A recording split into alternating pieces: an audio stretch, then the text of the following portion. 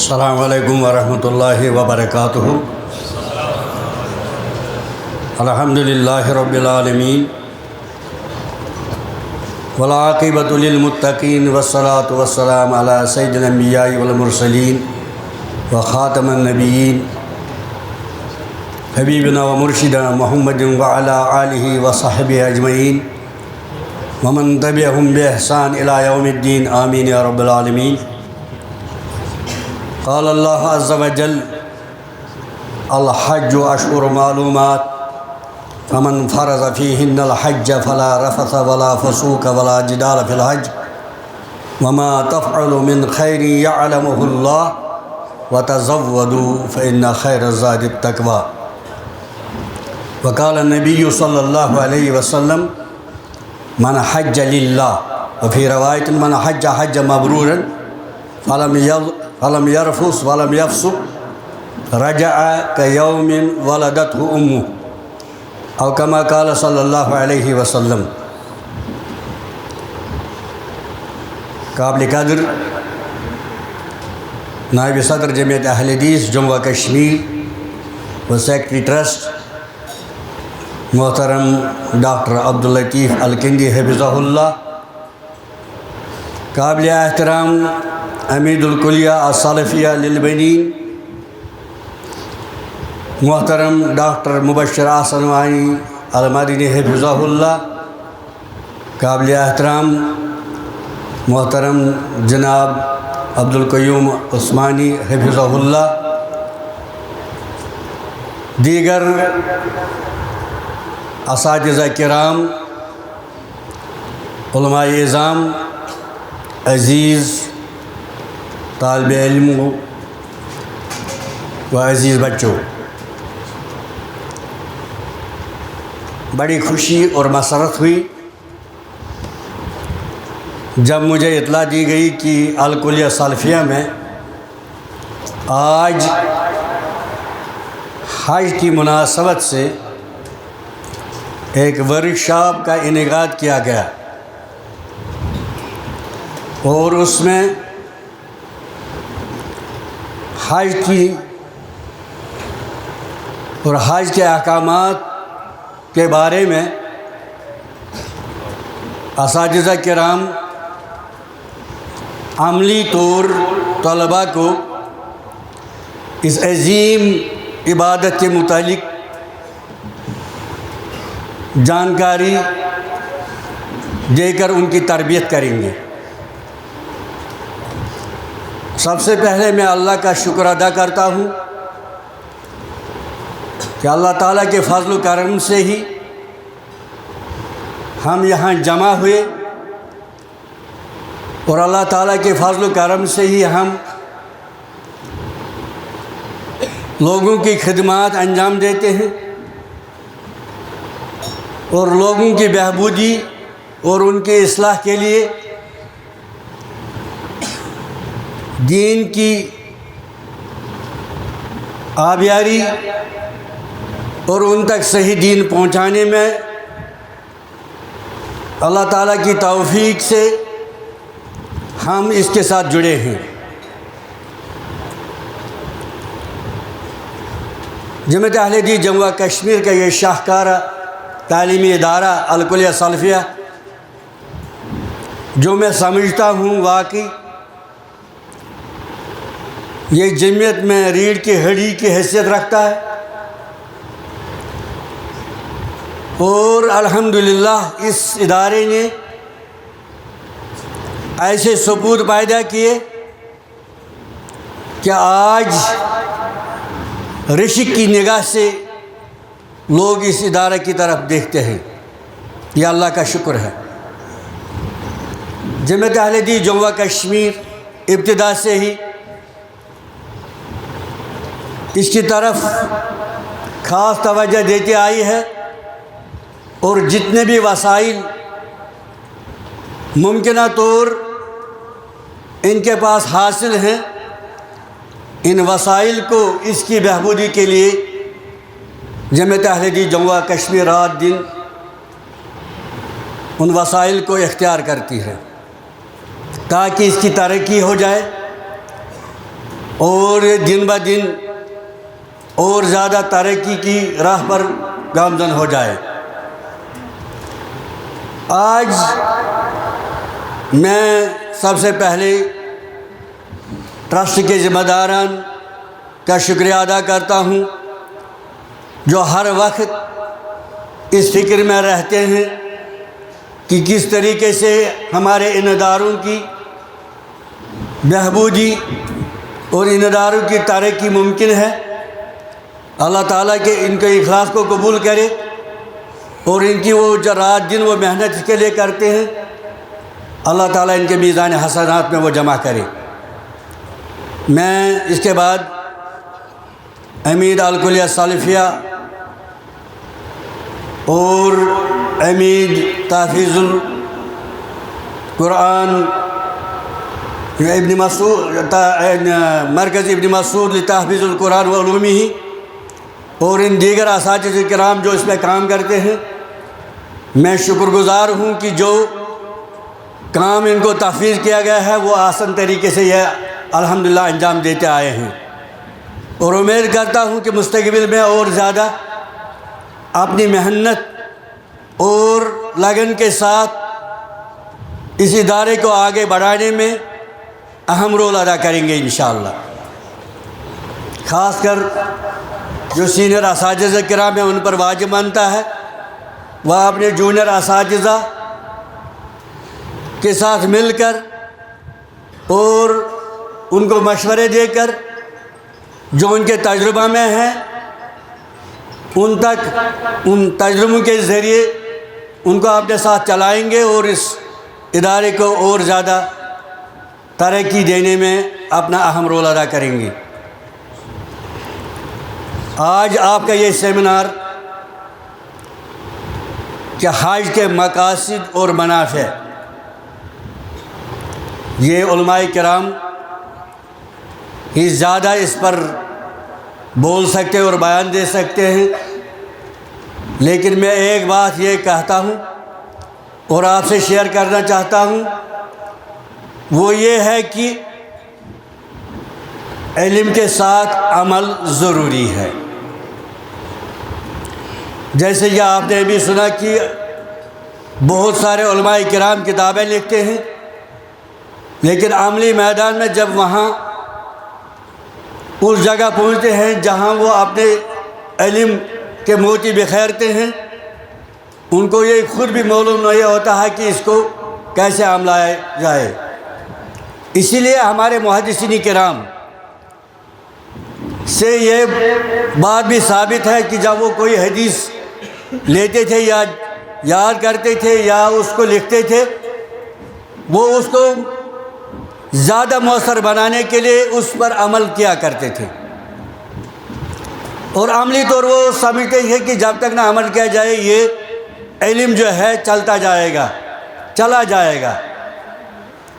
جیسے امام احمد بن حنبل رحمۃ اللہ کے بارے میں مشہور ترین یہ واقعہ ہے کہ حجامت کے بارے میں جو انہوں نے حدیث لکھی، لکھنے سے پہلے وہ حجام کے پاس گئے اور حجامت کی اور اس کو باضابطہ 2 یا 3 درہم دیے جو اس وقت تھے، اور یہ بتایا کہ رحمت للعالمین نبی صلی اللہ علیہ وسلم نے جب حجامت کی تو انہوں نے 2 درہم دیے تھے۔ تو اسے صاف ظاہر ہوتا ہے کہ علم علم ادھورا ہے جب تک نہ وہ عملی طور اس علم کے بارے میں ہم جو ہے عملی طور کوئی ورکشاپ نہ کریں۔ یہاں میں نے اکثر بیشتر یہ دیکھا ہے کتنے علماء کرام جب ان کو بتاتے ہیں ہم اس میت کا غسل دے دو، کہتے مجھے معلوم نہیں ہے، پڑھا تو ضرور ہے لیکن غسل دینا آتا نہیں ہے، اور وہ بار بار پوچھتے ہیں کہ ان کو سر دھونا ہے پہلے یا وضو کرنا ہے، ہاتھ دھونے ہیں، اچھا سر میں کون سا حصہ دھونا ہے، بہت پرابلم ہو جاتی ہے۔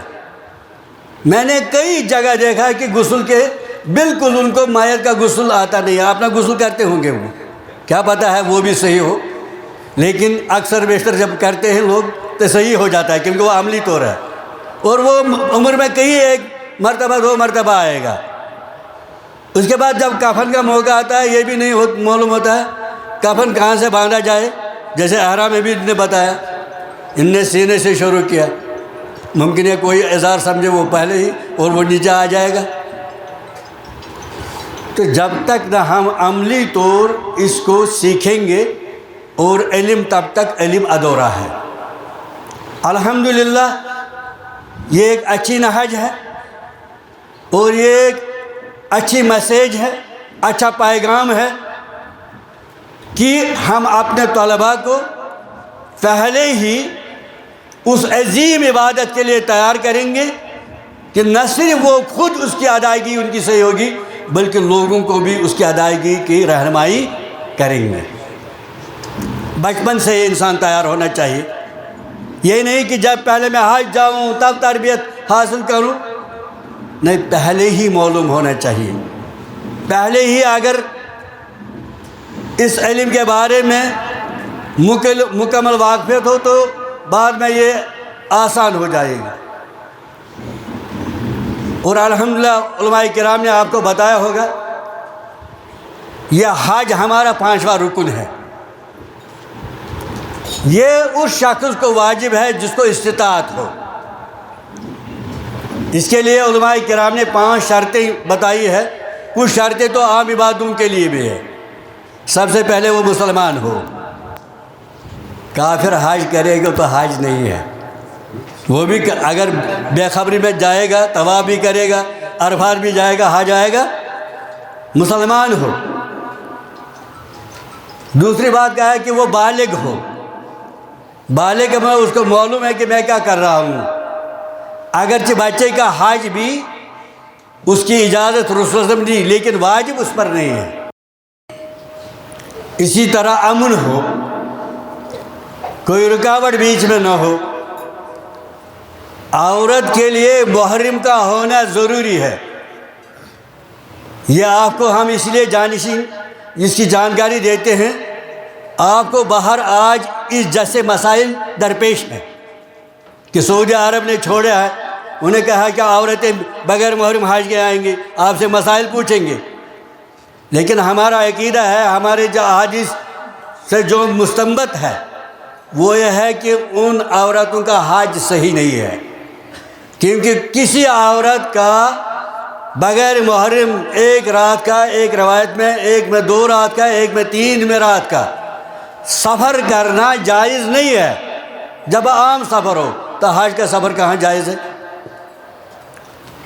اس لیے جب سفر جائز نہیں ہے، سفر کی سہولت اس کو میسر نہیں ہے، تو اس کا حج بھی کیسے درست ہو سکتا ہے؟ تو اسی طرح استطاعت، اس میں بھی کئی شرطیں ہیں. لوگ کہتے ہیں ان کو مالی استحکام ہو، اس کو جسمانی طور فٹ ہو. اگر جسمانی طور ناخیز ہے یا نامکمل ہے تو اس کا معاون پھر ہو. اسی طرح وہ جس ملک سے وہ نکلتا ہو اس ملک کی اس کی اجازت ہو. یہاں کوئی بہت سارے حجاج کرام ان کو تربیت دینی ہے، وہ جھوٹ بتا کر حج کرتے ہیں، اور جب وہ پہلے ہی سے جھوٹ بتاتے ہیں کیا حج درست ہے؟ اس لیے یہ تربیت لازمی ہے آپ کو دینی ہے عوام کو. جب آپ انشاءاللہ جیسے یہاں تربیت آپ حاصل کریں گے ان کو تربیت دیں گے. اور مقاصد آپ کو معلوم ہی ہے. سب سے بڑا مقصد یہ ہے جب کسی کا میل کچیل زیادہ ہو جاتا ہے، پہلے وہ شروع کرتا ہے کہ میں پانی سے دھو لوں، ممکن یہ اٹھے. اگر پانی سے نہیں اٹھتا صابن ڈھونڈتا ہے نہیں. اگر صابن سے ہی نہیں اٹھے گا، کوئی ایسا داغ ہے، مٹی کا تیل پیٹرول ڈیزل یہ لاتے ہیں کیونکہ لوگ کہتے ہیں اس سے یہ میل کچیل اٹھتا ہے. اور ایسے بھی کوئی چیز ایسی ہوتی ہے جس کا زنگ لگا ہوتا ہے، کوئی میل کچیل، وہ ان سے بھی نہیں اٹھتا. اس کو کیا کہتے ہیں؟ اس کو ایسڈ ڈالا جاتا ہے. حج ایسڈ ہے. اسی لیے نبی کریم صلی اللہ علیہ وسلم نے فرمایا من حج للہ او من حج حج مبرورا فلم یرفث ولم یفسق رجع کیوم ولدتہ امہ۔ جسمانی طور جو لغزشیں ہوتی ہیں یا ہم کہیں گے ظاہری طور معاملات میں، چلنے میں، پھرنے میں جو لغزشیں ہوتی ہیں انسان کو نہیں ہونا چاہیے۔ یہ سانچے میں ڈال دیا گیا ایسڈ میں۔ اور اسی طرح روحانی طور، دینی طور کہ دینی طور بھی کوئی ایسی عبادت نہ کرے، کوئی ایسی بدعت اسے صادر نہ ہو جائے، یا وہ ایک ایسے مقام کی طرف گیا ہے جہاں اس کو توحید کی تربیت ہوتی ہے، اس کو شرک سے پاک کیا جاتا ہے۔ اور میں سمجھتا ہوں یہ جو دو شرطیں اللہ تعالیٰ نے رکھی ہے، فلم یرفث، یا نبی کے رسم میں فلم یرفث ولم یفسق، تو قرآن میں بھی بتایا الحج اشہر معلومات فمن فرض فیہن الحج فلا رفث ولا فسوق، دونوں جگہ دو یہ شرطیں ہیں۔ میں سمجھتا ہوں یہ ایسڈ ہے، اترا تو میل کچیل سب رجع کیوم ولدتہ امہ، اب وہ اس کو کوئی زنگ نہیں رہا۔ اگر اس سے بھی پاک نہیں ہوا تو وہ پاک نہیں ہو جائے گا۔ اسی لیے میں نے کئی مرتبہ اپنے خطبوں میں بتایا ہے، ایک کسی شاعر نے کہا کھری عیسیٰ مکہ رفت، کھری عیسیٰ مکہ رفت، عیسیٰ بھی کا گدھا بھی مکہ گیا، بیاید واپس آیا، خر بود، وہ حاجی نہیں بن سکا، وہ کھری رہا، وہ گدھا ہی رہا۔ اسی لیے اس ورکشاپ جو ہے کی اہمیت آپ کو پتہ چلے گا کہ اس ورکشاپ کی کتنی اہمیت ہے۔ میں آپ کا زیادہ وقت نہیں لوں گا لیکن دعا کروں گا۔ اس کے مقاصد میں ہے، اگر علماء کرام مجھے اجازت دیں گے ایک لفظ بتاؤں گا۔ لوگ کہتے ہیں وہاں کاروبار، جو حاجی جائے گا کاروبار نہیں کرنا چاہیے، لیکن قرآن نے اجازت دی ہے، قرآن نے اجازت ہے، لیس علیکم جناح ان تبتغوا فضلا من اللہ من ربکم فإذا افضتم من عرفات فاذکروا اللہ عند المشعر الحرام۔ تو اس کا مطلب ہے حج کے بیچ میں، میں یہی کہتا ہوں آپ کو، حج کے بیچ میں بھی جو ہے خرید فروخت جائز ہے۔ ایک حاجی دوسرے حاجی کو بیچ سکتا ہے، ایک حاجی یہاں سے مال لے سکتا ہے، حجاج کرام کی خدمت بھی کرے گا اور ان کو مال بھی بیچے گا، اس کو بھی فائدہ کم قیمت میں، کم وقت میں، اپنے مقام پر اس کو بھی ملا، اس کو بھی فائدہ، یہاں جتنی کوانٹٹی میں اس کو یہ مال بک جائے گا زیادہ ہی فائدہ ہے۔ تو آپ منافع کہہ رہے ہیں۔ حج کا صرف یہ مقصد نہیں کہ ہم عبادت کریں، اللہ تعالیٰ نے مسلمانوں کی بہبودی کے لیے جو غربت ہو، اسی لیے اللہ نبی کریم نے فرمایا کہ یہ جو ہے حج دو چیزوں سے انسان کو پاک کرتا ہے، یا ان سے وہ دور کرتا ہے۔ نمبر ایک کہ اس کی فقر کو دور کرتا ہے، یہ فقیر نہیں رہتا ہے، تو فقیر ایسے ہی جو ہے فقر دور ہو جائے گا کہ ہم کچھ نہیں کریں، کچھ نہ کچھ محنت کرنی ہے۔ دوسری بات یہ گناہوں سے پاک کرتا ہے۔ اس لیے اس نسبت سے آپ کا یہ ورکشاپ میں سمجھتا ہوں زیادہ اہمیت کا حامل ہے، اور جنہوں نے اس کے لیے اہتمام کیا اور جن اساتذہ کرام نے اس کی آپ کو ٹریننگ جو دیتے ہیں اور جنہوں نے اس کے لیے آپ کو تیار کیا اور آپ کو اس کی آج یہ تربیت دیتی ہے، میں اس کے بدلے کیا ان کو دے سکتا ہوں؟ صرف یہ من لم یشکر الناس لم یشکر اللہ۔ میں ان کا شکر گزار ہوں اور شکریہ کرتا ہوں امیر صاحب کا بھی، سلفیہ مسلم ایجوکیشن ہمارے سیکٹری ٹرسٹ کا بھی، دیگر اساتذہ کرام کا بھی، اور آپ بچوں کا بھی، کہ صبر و سکون سے آپ نے اس میں حصہ لیا، اللہ تعالیٰ آپ سب کو اپنی حفاظت میں رکھے اور آپ کا یہ اکٹھے ہونا یہاں اپنے دربار میں قبول کرے۔ جس اخلاص نیت کے ساتھ اس کا انعقاد کیا گیا، اللہ تعالیٰ اپنے دربار میں اس کو جو ہے قبول کر کے آپ اور ہمارے میزان حسنات پہ اس کو جمع کرے۔ یہ میرے کچھ چند الفاظ تھے۔ اللہ تعالیٰ سے دعا کرتا ہوں کہ وہ ہمارے اس کالج الکلیہ السلفیہ جو ہمارے اسلاف کا ایک خواب ہے، اسی خواب جو اسلاف نے دیکھا تھا، اللہ تعالیٰ کرے کہ وہ اس کو اسی نہج پر شرمندہ تعبیر کرے۔ اور میں یہ سمجھتا ہوں ہماری تاغدو اور زیادہ آگے بڑھنی چاہے۔ ٹرسٹ کے ذمہ داران سے بھی گزارش ہے، اساتذہ کرام سے بھی گزارش ہے کہ الکلیہ السلفیہ جو ہے مستقبل میں آپ خطہ تیار کیجئے کہ یہ کلیہ سلفیہ الجامعہ سلفیہ میں بدل جائے، کیونکہ ہمارا یہ ایک خواب ہے، اسی لیے ہم ایک کالج تیار کرتے ہیں۔